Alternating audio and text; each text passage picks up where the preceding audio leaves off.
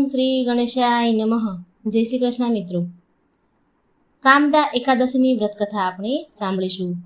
ઓમ નમો ભગવતે વાસુદેવાય. સર્વ વ્રતોમાં ઉત્તમ વ્રત એવું એકાદશીનું વ્રત છે અને એકાદશી ભગવાન શ્રી હરિ વિષ્ણુને ખૂબ જ પ્રિય છે. આ ભગવાન વિષ્ણુનું કથન છે. ભાગવદ્ ગીતામાં ભગવાન શ્રી કૃષ્ણએ કહ્યું છે કે સર્વ વ્રતોમાં ઉત્તમ વ્રત છે એકાદશીનું. તો મિત્રો, આ એકાદશીની વ્રત કથા પૂરા મનથી ધ્યાનથી સાંભળજો. બને તો વ્રત કરજો અને ન બની શકે તો વાર્તા તો જરૂર ને જરૂર જ સાંભળજો. ચાલો વૈદિક સાહિત્યની ધરોહરમાંથી આપણે એક મોતી મેળવીએ, એટલે કે કામદા એકાદશીની કથાનું વર્ણન કરીએ. આ કથાનું વર્ણન વરાહ પુરાણમાં મળી આવે છે. એક વખત યુધિષ્ઠિર અને શ્રી કૃષ્ણ ભગવાનનો સંવાદ ચાલી રહ્યો હતો. ત્યારે યુધિષ્ઠિરે શ્રી કૃષ્ણ ભગવાનને કહ્યું, હે પ્રભુ, ચૈત્ર માસના કૃષ્ણ પક્ષમાં આવવાવાળી એકાદશી અને તેની પ્રાપ્તિના વિશે વર્ણન કરો. શ્રી કૃષ્ણ ભગવાને યુધિષ્ઠિરને મનમોહક સ્મિત સાથે જવાબ આપ્યો. આ પ્રકારે એકાદશી કથાના રૂપમાં તેમની વાણીથી જેમ કે મધુર વર્ષા વરસવા લાગી. તેમણે કહ્યું કે હે યુધિષ્ઠિર, ચૈત્ર માસના કૃષ્ણ પક્ષમાં આવવાવાળી એકાદશીને કામદા એકાદશી કહેવાય છે. અને આ વિષય પર ભગવાન શ્રી રામચંદ્રના પિતા મહારાજ દિલીપે પણ તેમના ગુરુ વશિષ્ઠની અને આવી એકાદશી વિશે જાણવા માટે પૂછ્યું હતું. ઋષિ વશિષ્ઠ દ્વારા સંભળાવેલી પૌરાણિક કથાને હું તમને ફરીથી સંભળાવું છું. ધ્યાનપૂર્વક સાંભળો. આ એકાદશી વ્રતના દિવસે વિશેષ વાત એ છે કે કામદા એકાદશીના પાલનથી વ્યક્તિના સમસ્ત પાપોનો નાશ થાય છે અને આ વ્રતથી પુત્ર પ્રાપ્તિ પણ થાય છે. અને ભગવાન દ્વારા સંભળાવેલી પૌરાણિક કથા આ પ્રમાણે છે. થોડા વર્ષો પહેલા રત્નપુર નામે એક રાજ્યમાં રાજા પુંડરીક રહેતા હતા. તેનું રાજ્ય સુવર્ણ રત્નોથી સુશોભિત અને સમૃદ્ધ હતું અને તેમની પ્રજામાં ગંધર્વ અને કિન્નર હતા. તેમાંથી એક ગંધર્વ હતો લલિત, જે તેની અપ્સરા પત્ની લલિતા સાથે ત્યાં રાજ્યમાં રહેતો હતો. લલિત એક નિપુણ ગાયક હતો. તેની પત્ની લલિતા એક વિશેષ નૃત્ય કરનારી હતી. તેનો પરિવાર સુખી અને શાંતિપૂર્ણ હતો અને બે વચ્ચે એટલો બધો ગાઢ પ્રેમ હતો કે તે એકબીજા વિના એક પણ ક્ષણ રહી શકે નહીં. તો એક દિવસ એવું બન્યું કે રાજા પુંડરીકે વિશાળ ગાયકો અને નૃત્યનો સમારોહ આયોજિત કર્યો અને તે સમારોહમાં બધા જ નિપુણ ગાયકો અને નૃત્ય કરનારી સ્ત્રીઓને આમંત્રિત કર્યા અને તે સમારોહમાં ગાયક લલિત અને તેની પત્ની લલિતાને પણ બોલાવવામાં આવી હતી. હવે બન્યું એવું કે સમારોહમાં લલિત તો આવી ગયું, પણ કોઈ કારણસર તેની પત્ની ન આવી શકી. એટલે જ્યારે લલિત ગીત ગાઈ રહ્યો હતો ત્યારે તેની પત્ની ત્યાં હાજર ન હોવાના કારણે તે થોડો વિચલિત થવા લાગ્યો, થોડો બેચેન થઈ ગયો. તેના સ્વર, તેનો અવાજ થોડો ઉપર નીચે આમ તેમ થવા લાગ્યો. હવે રાજાને તો આ ધ્યાનમાં ન આવ્યું, પણ તે સમયે દરબારમાં એક ઈર્ષાળુ વ્યક્તિ બેઠો હતો. તેણે તેના ગાયકની ભૂલ અને તેની પત્નીની આ અનુપસ્થિતિને પકડી પાડી અને રાજા પાસે જઈ તેની ચુગલી કરી તેની ભૂલો કહેવા લાગ્યો. આમ તો બધા જ સમાજમાં આવા ઈર્ષાળુ અને દ્વેષના વશ થયેલા પોતાના લોકોનું પણ ખરાબ કરવા માટે પાછા નથી પડતા, વિચારતા નથી, કોઈનું સારું થાય એવું વિચારતા નથી. અને જ્યારે રાજા પુંડરીકને લલિતની આ ભૂલ વિશે ખબર પડી તો તેમને બહુ ગુસ્સો આવ્યો. લાલ પીળા લાલ ચોળ થવા લાગ્યા. તેમને એવું વિચારીને ગુસ્સો આવ્યો કે રાજ દરબારમાં રહીને પણ લલિત ગંધર્વનું ધ્યાન તેના રાજ દાયિત્વ પર નથી, પરંતુ તેની પત્ની ઉપર હતું. અને રાજા એ આ વાતને પોતાનું અપમાન માન્યું અને એ સમયે રાજા એ ગંધર્વ લલિતને શ્રાપ આપ્યો કે હે મૂર્ખ પ્રપંચક, પોતાની સ્ત્રીના પ્રત્યે તું આ શક્તિના કારણેથી નૃત્ય સભામાં તે વિસંગી નિર્માણ કરી છે. માટે હું તને નિર્ભક્ષી થવાનો શ્રાપ આપું છું. તું ચાલ્યો જા અહીંથી. રાજા પુંડરીકે આવો શ્રાપ આપ્યો અને તે જ સમયે ગંધર્વ લલિત એક વિશાળ મોટો નિર્ભક્ષી રાક્ષસ બની ગયો. તેની ભુજાઓ 8 મીલ જેટલી લાંબી હતી.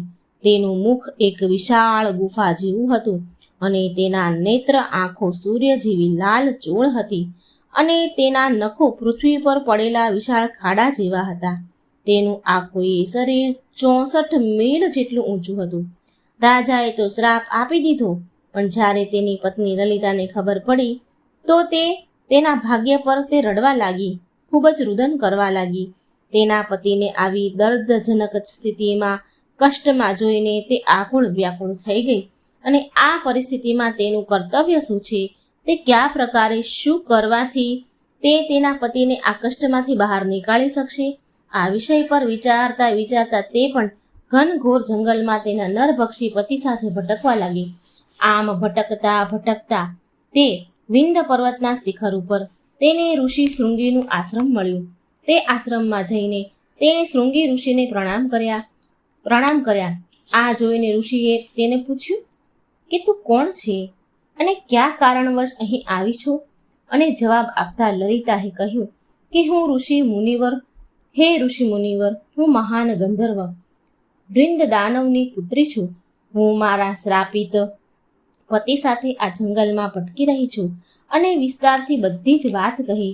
ઋષિને લલિતાએ પ્રાર્થના કરીને કહ્યું કે હે ઋષિવર, તમે તો જ્ઞાની છો, કૃપા કરીને મને કોઈ એવો ઉપાય બતાવો કે તેના પાલનથી હું મારા પતિને આ નરભક્ષી યોનિમાંથી મુક્ત કરાવી શકું.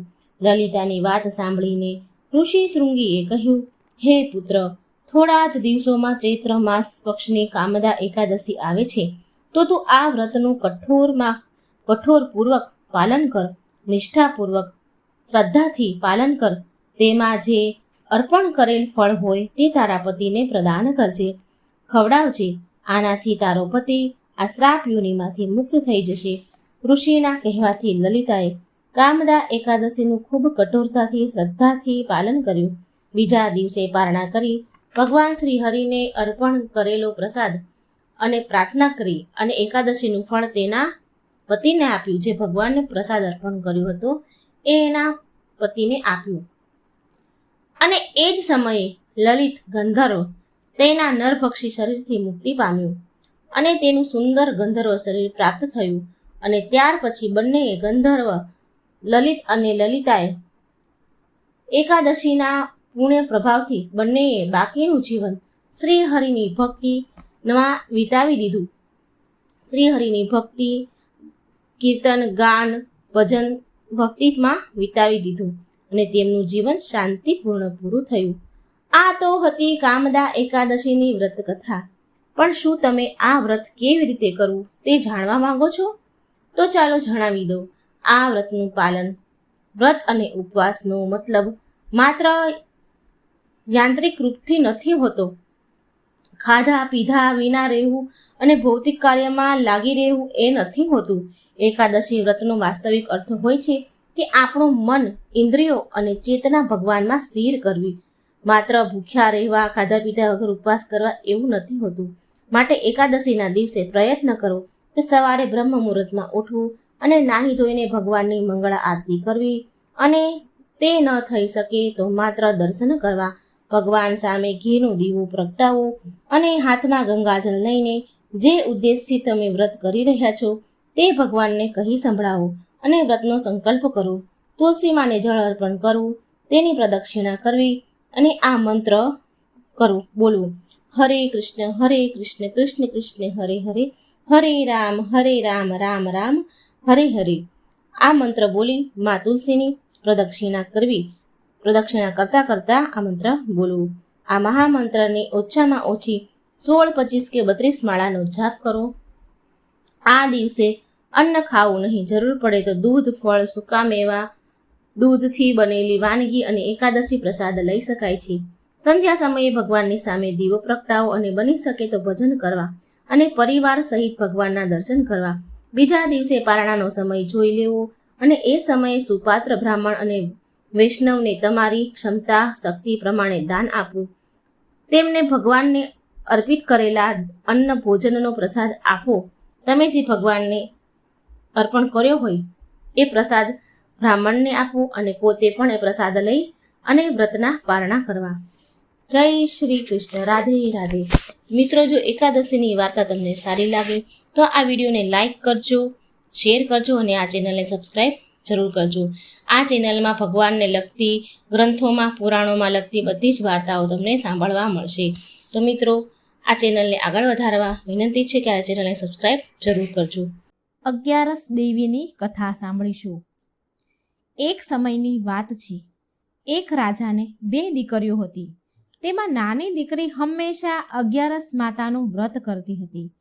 બધા જ લોકો નાની દીકરીના બહુ વખાણ કરે, બહુ પ્રશંસા કરે. તે ભક્તિભાવ વાળી હતી અને શાંત હતી, નિર્મળ સ્વભાવની હતી. અને આ કારણથી મોટી બહેન નાની બહેનથી બહુ ઈર્ષ્યા કરતી હતી. એક દિવસ પાડોશી દેશનો રાજા મોટી દીકરીને જોવા માટે આવ્યો. લગ્ન લાયક દીકરીઓ થઈ ગઈ હતી, માટે દીકરીને જોવા માટે રાજકુમાર એક આવ્યો. પરંતુ તે રાજાની મોટી દીકરીની જગ્યાએ નાની દીકરીને પસંદ તેને આવી ગઈ. મોટી ના આવી અને નાની પસંદ આવી ગઈ. મોટી બહેનને આ સારું ના લાગ્યું, એટલે હવે તો તેની બળતરા વધારે ને વધારે વધી. તેની નાની બહેનથી તે વધારે વળવા લાગી, ઈર્ષ્યા કરવા લાગી, એને નફરત કરવા લાગી. અને આ ઈર્ષ્યાના કારણે તે મોટી બહેન નાની બહેનને અલગ અલગ રીતે ઘણી વાર મારવાના ઉપાયો પણ કરતી રહેતી હતી. બહુ વાર એને મારવાની કોશિશ કરી. એક દિવસ તેણે લાડવામાં ઝેર ભેળવીને તેને નાની બહેનને ખવડાવવાની કોશિશ કરી. તો બીજી વખત એણે માટલામાં એક ઝેરીલો સાપ મૂકીને નાની બહેનના રૂમમાં મૂકી દીધો છે. એકવાર તેની નાની બહેનને કૂવામાં પાણી ભરવા માટે લઈ જાય છે અને દગાથી કૂવામાં ધક્કો મારી દે છે. અને બધી જ વખત વારંવાર માતા 11 તેને બચાવી લેતા હતા, કેમ કે તે 11 માતાની પરમ ભક્ત હતી. હવે મોટી બહેન તો બહુ પરેશાન થઈ ગઈ કે અરે, આને તો ગમે એટલી વાર મારવાની કોશિશ કરું છું, પણ આ તો મરતી જ નથી ને. એક દિવસે તેની નાની બહેનને કહે છે, વાતમાં મીઠી મીઠી વાતોમાં ફસાવી અને નાની બહેનને કહે છે, મારી વહાલી બહેન, ભગવાને આપણને બધું જ આપ્યું છે, પણ ભગવાને આપણા બધાનું જ મૃત્યુ કોઈને કોઈ રીતે લખ્યું જ છે. આપણો જન્મ છે તો આપણું મરણ પણ છે. કોઈના કોઈ રીતે આપણું મૃત્યુ લખ્યું જ હશે ને. પણ શું તને ખબર છે કે તારું મૃત્યુ કેવી રીતે થવાનું છે? આમ વાતમાં ફોહલાવી ફૂસલાવી અને એની નાની બહેનને બધું પૂછી લે છે. નાની બહેન બહુ સીધી હતી, ભોળી ભલી હતી. એ આની ચતુરાઈ ઓળખતી નથી, એટલે એણે કહી દીધું કે મારા પ્રાણ પાળેલા પોપટના ગળામાં જે હાર છે તેમાં મારા પ્રાણ અટકેલા છે. જો કોઈ પણ વ્યક્તિ એ પોપટને મારી નાખે અને એના ગળામાં હાર છે એ કોઈ પહેરી લે તો મારું મૃત્યુ થઈ જશે. અને જો કોઈ એ હારને ઉતારીને ક્યાંક મૂકી દે તો હું પાછી જીવતી થઈ જઈશ. એ દિવસની રાતથી નાની બહેન તેના પિતા પાસે ગઈ. એ દિવસે રાતે એના પિતા પાસે ગઈ અને કહે છે કે પિતાજી, મને એક શંકા છે કે જો હું મરી જઈશ તો મને બાળવાની જગ્યાએ મારી લાશને આપણા જૂના મહેલમાં એક પલંગ ઉપર સુવડાવી દેજો.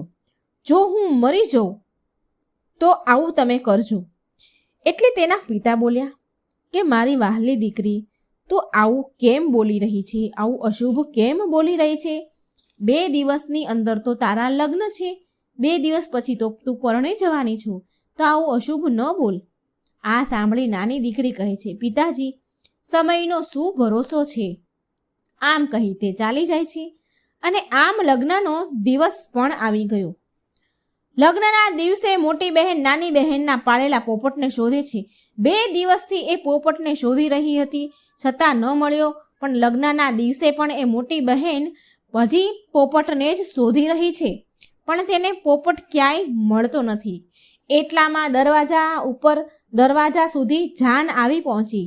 અને આમ વરમાળાનો પણ સમય થઈ ગયો અને વરમાળાનો રિવાજ પણ રસમ પણ પૂરી થઈ.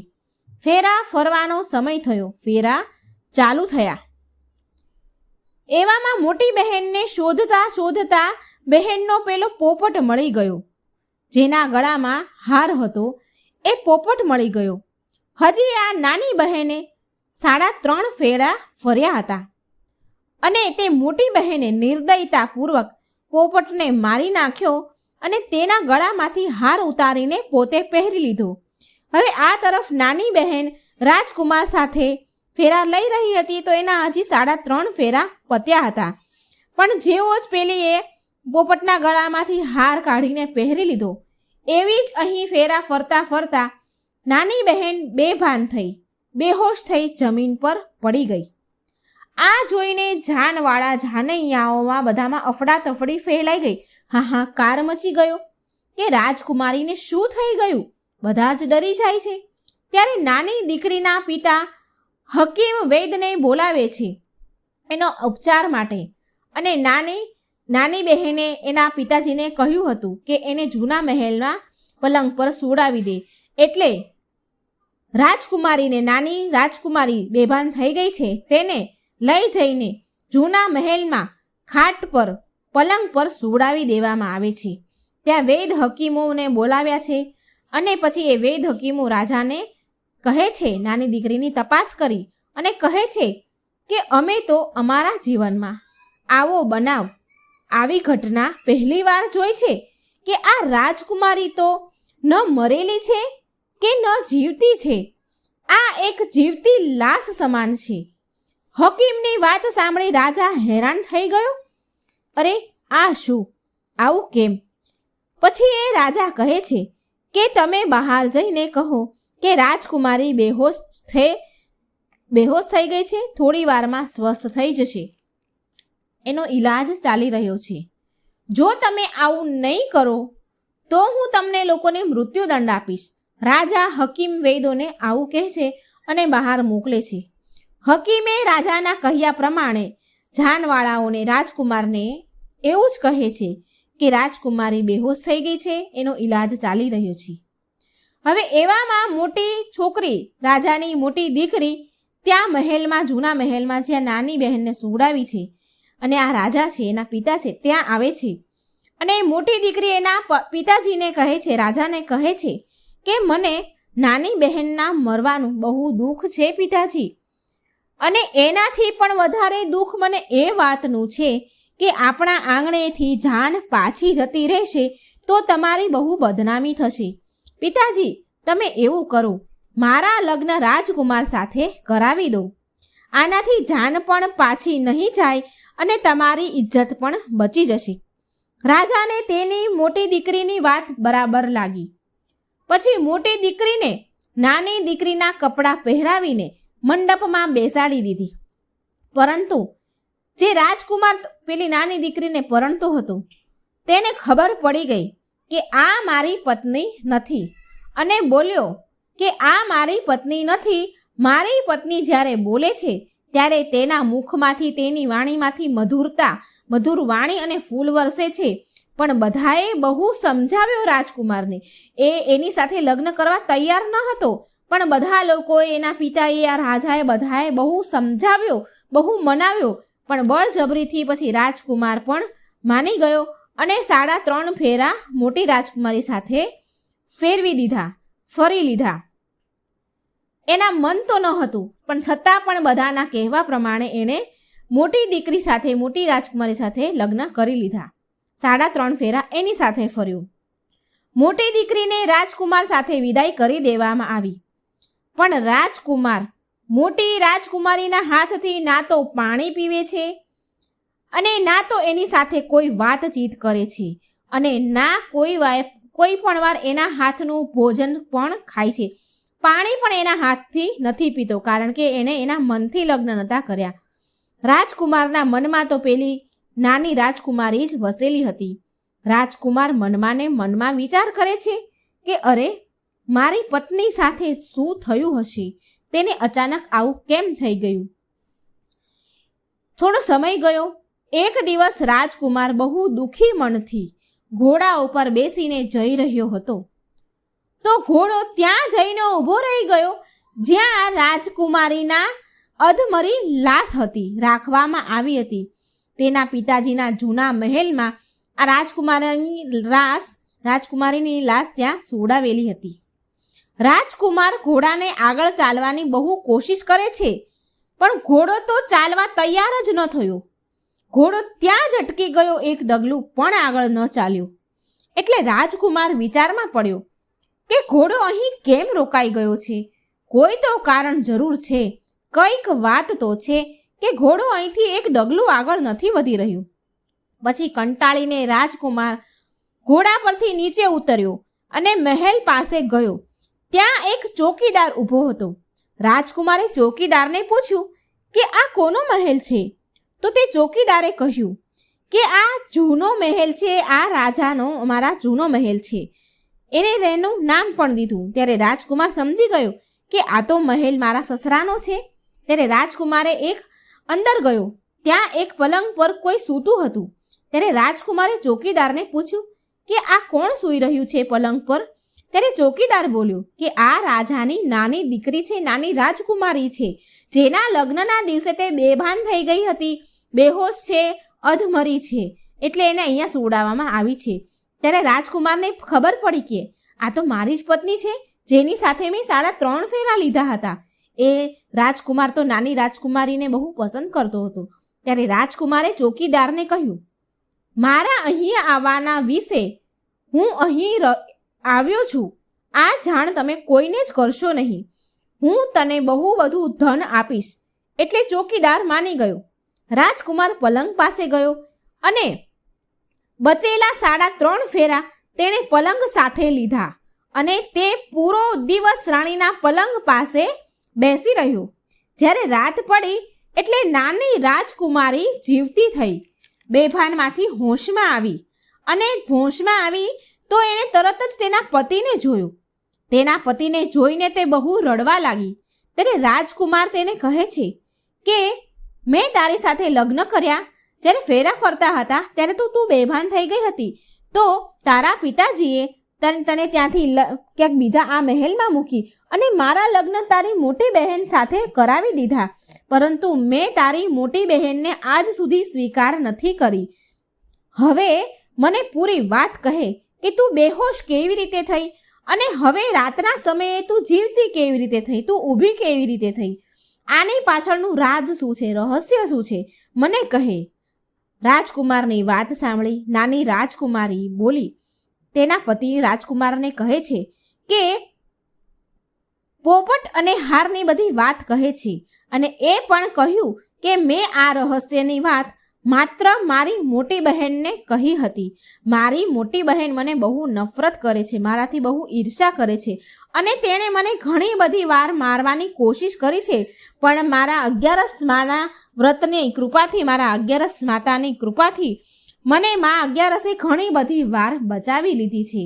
મારા પાલતુ પોપટના ગળામાં જે હાર હતો તે રોજ દિવસમાં મારી મોટી બહેન પહેરી લે છે અને રાતે ઉતારીને મૂકી દે છે. આ કારણે હું આખો દિવસ બેહોશ રહું છું, જીવતી લાશ રહું છું અને રાતમાં હાર નીકળવાના કારણે જીવતી થઈ જાઉં છું.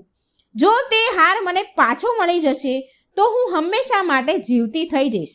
રાજકુમાર આ સાંભળી હેરાન રહી ગયો કે કોઈ બહેન આવી રીતે કરી શકે ખરી? સગી બહેન સાથે આટલું બધું ખોટું કરી શકે ખરી? આ બધું સાંભળી પછી રાજકુમાર પૂરો દિવસ ત્યાં રહેવા લાગ્યો.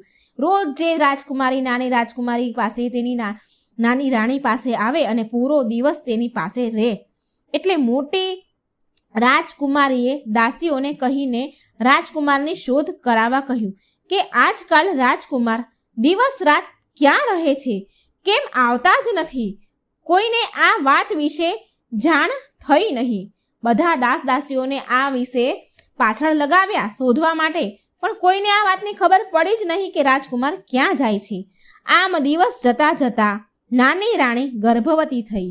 એટલે નાની રાજકુમારી રાજકુમારને કહે છે કે મારે દીકરો આવે કે દીકરી જે પણ આવે, પણ મારી પ્રસૂતિ રાતના સમયે થવી જોઈએ, કારણ કે દિવસમાં તો હું બેહોશ જીવતી લાશ બનીને રહું છું.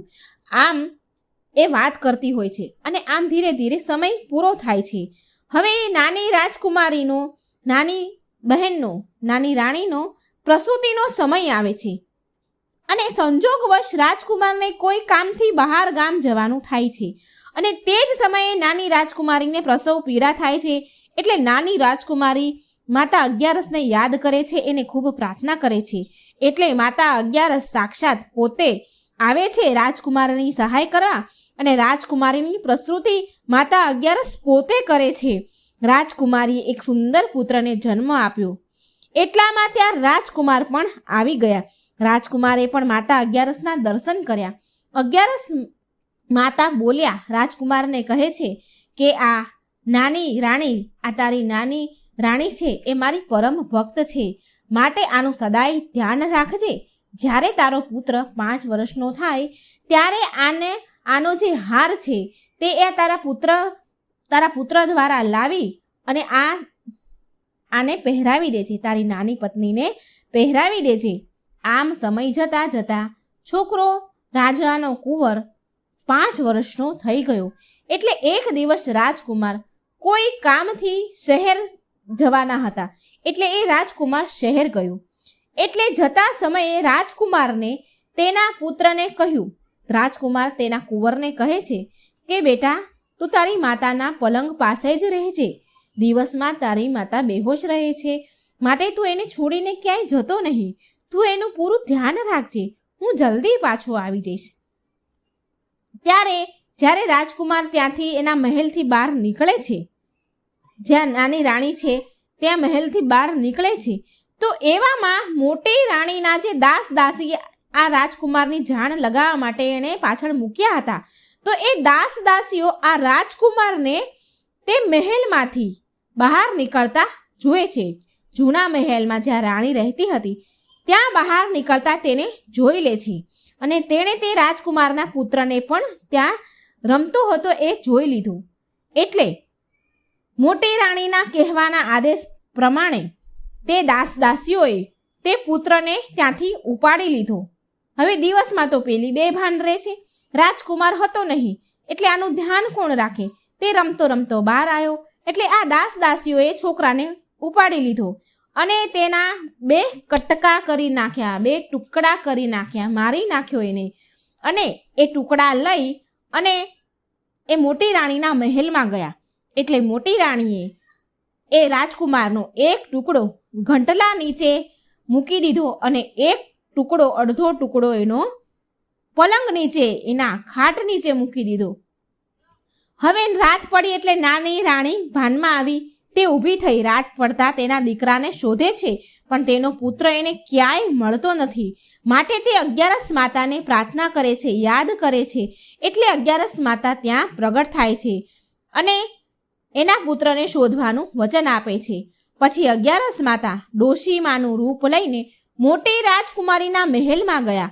એટલે મોટી રાણીએ તેની દાસીઓને તે વૃદ્ધ ડોશીને ભિક્ષા આપવા માટે મોકલ્યા. પરંતુ અગિયારસ માતા ડોશીના સ્વરૂપમાં કહે છે કે મારે તો રાણીના હાથથી જ ભિક્ષા લેવી છે. આ સાંભળી દાસીઓ પાછી મોટી રાણી પાસે જાય છે અને જ્યાં એ દાસીઓ જાય છે એટલે પાછળથી અગિયારસ માતા બિલાડીનું સ્વરૂપ લઈને મહેલની અંદર આવી જાય છે અને નાની રાજકુમારીના કુંવરના 2 ટુકડા શોધે છે અને પછી એ જોડી અને એમાં પ્રાણ પૂરી દે છે. પછી અગિયારસ માતા તેને કુંવરને લઈને પાછા નાની રાજકુમારી પાસે તેના મહેલમાં આવે છે. નાની રાજકુમારી તેના દીકરાને જોઈ બહુ ખુશ થાય છે.